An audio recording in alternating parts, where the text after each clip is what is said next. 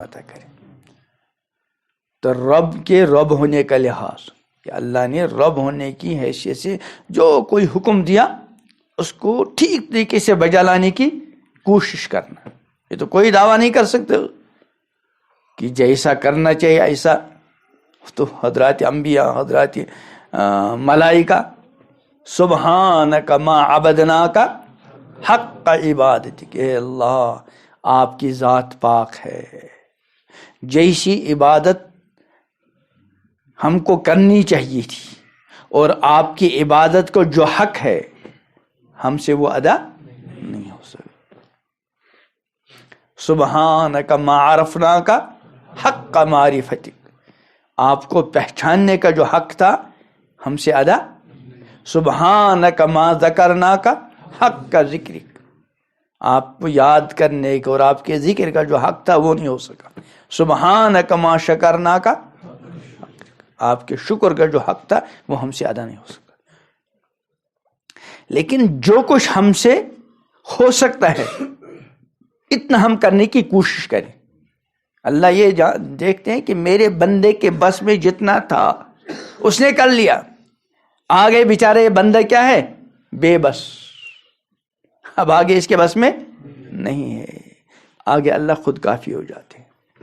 وہ کبھی مثال عرض کرتا ہوں، چھوٹا سا بچہ جس کو ابھی چلنا نہیں آتا، اب اس نے چلنا شروع کیا، 2-4 قدم چل سکتا ہے. والد نے دیکھا، والدہ نے دیکھا، کسی اور بڑے نے دیکھا کہ یہ بچہ جو ہے میرے پاس آنا چاہتا ہے. کبھی تو بچہ والد خود بلاتے ہیں آجا بیٹا، یا کوئی ایسی اس کی مرغوب چیز دکھلا دی، اس نے چلنا شروع کر دیا. والدہ دیکھ رہی ہے، جب والدہ نے دیکھ لیا، والد نے دیکھ لیا کہ بھئی اس کے بس میں جتنا تھا وہ چل گیا، آگے چلنا اس کے بس میں، تو کیا کرتی ہے والدہ اور والد؟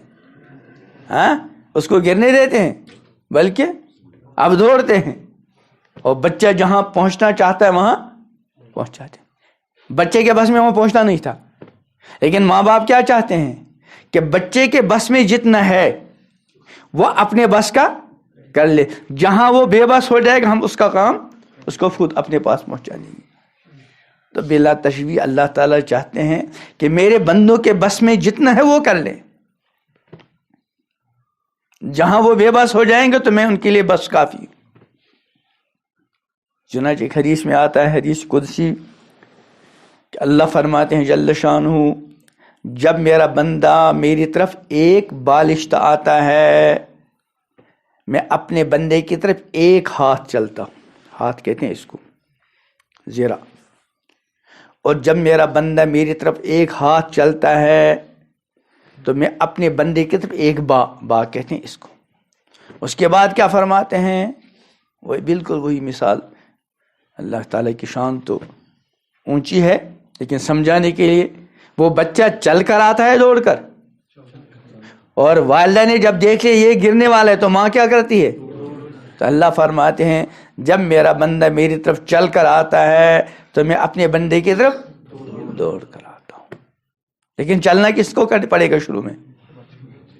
جیسے بچہ چلتا ہے ایسے ہی بندے کو بھی چلنا پڑے گا، اور یہ سمجھ کر کہ میرے بس میں تو ہے ہی نہیں، لیکن جتنا میں کر سکوں اتنا میں کروں گا. اس لیے قرآن پاک میں ہے ان ھذہ تذکرہ، یہ نصیحت ہے، فمن شاء اتخذ الی ربہ سبیلا، جو چاہے اپنے رب کا راستہ اختیار کرے، اپنے رب کے راستے پر چلے. اس کے بعد کیا فرمایا؟ وما تشاءون الا ان یشاء اللہ، تمہارے چاہنے سے کچھ نہیں ہوگا مگر یہ کہ کون چاہے؟ اللہ. تھوڑا چاہنے سے تو ہوگا کس کے؟ اللہ ہی کے، لیکن اللہ نے اپنے چاہنے سے پہلے کس کے چاہنے کو بیان کیا؟ بندوں. فمن شاء اتخذ الی ربہ، جو چاہے اپنے رب کا راستہ اختیار کر لے. تو گویا کہ بندے کو چلنا ہے، لیکن بندے کو اپنے چلنے پر نظر نہیں رکھنی. اس نے کیا بتایا؟ وما تشاءون، دیکھو تمہارے چلنے سے کچھ نہیں ہوگا جب تک کون نہیں چاہے. بلکہ بعد میں اس کا یہ مطلب بیان کیا کہ تمہارا چلنا بھی اللہ ہی کے چاہنے سے ہے. کہتے ہیں نا وہ یہ قدم اٹھتے نہیں اٹھائے جاتے.